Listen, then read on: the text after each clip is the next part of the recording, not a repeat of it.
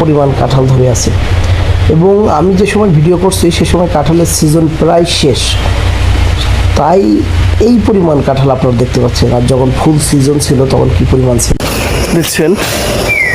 কাঁঠাল কি পরিমাণ, মানে এক জায়গায় এত পরিমাণ কাঁঠাল ধরে আছে এবং প্রায় প্রতিটি গাছে এভাবেই ধরে আছে। যদি দেখাই, এই দেখেন প্রায়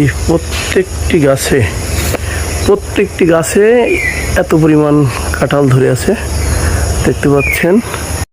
দেখেন প্রত্যেকটি গাছে কি পরিমাণ কাঁঠাল ধরে আছে, যে ছোট্ট ছোট্ট এখন শেষ পর্যায়ে কাঁঠালের সিজনের শেষ পর্যায়ে প্রতিটি গাছে এইভাবে ধরে আছে। তো এই কাঁঠাল গাছগুলো এই মুহূর্তে যেটা দেখতে পাচ্ছেন একজন ব্যবসায়ীর, এবং আমরা এই মুহূর্তে তার একটি সাক্ষাৎকার নিব যে কি পরিমাণ কাঁঠাল এই এলাকায় ধরে এবং দাম কেমন, এই সকল বিষয় জানার জন্য আমরা তার সাথে কথা বলবো।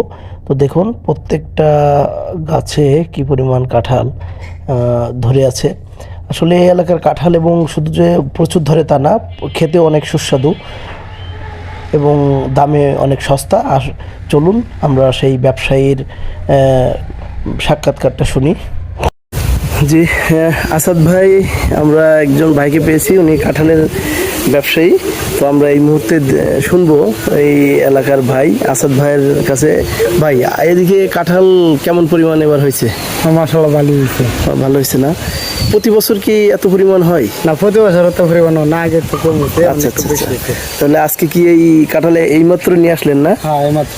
আচ্ছা আচ্ছা। তো বাজারে আপনারা যখন কাঁঠাল বিক্রি করেন, যেহেতু এই এলাকায় প্রচুর কাঁঠাল, তাহলে তো মনে হয় দামটা তুলনামূলক কম না? অনেক একটু বাজার বাড়া আছে, কয়েকদিন আগে একটু কম ছিল। আচ্ছা আচ্ছা, তখন কি কাঁঠাল বেশি ছিল?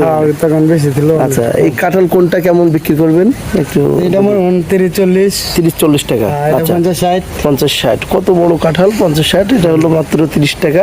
এটা কেমন হতে পারে? 20-30 নাকি? 20-30 বা 20 টাকায় বেশি হবে। আচ্ছা আচ্ছা, দেখছেন কত বড় কাঁঠাল, মাত্র 20 টাকা।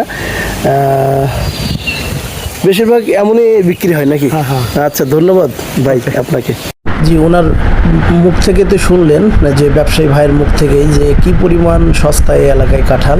যে কাঁঠালটা উনি 20 টাকা 30 টাকা বলছে, আমাদের এলাকায় সেই কাঁঠালটা মিনিমাম 50-60-70-80, মানে যার কাছ থেকে যা নিয়ে পারে।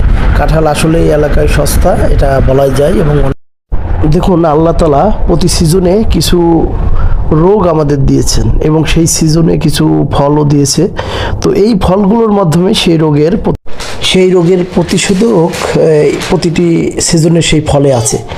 সুতরাং যে সিজনে যে ফল হয় সেই সিজনে সেই ফলগুলো আপনারা সবাই খাওয়ার চেষ্টা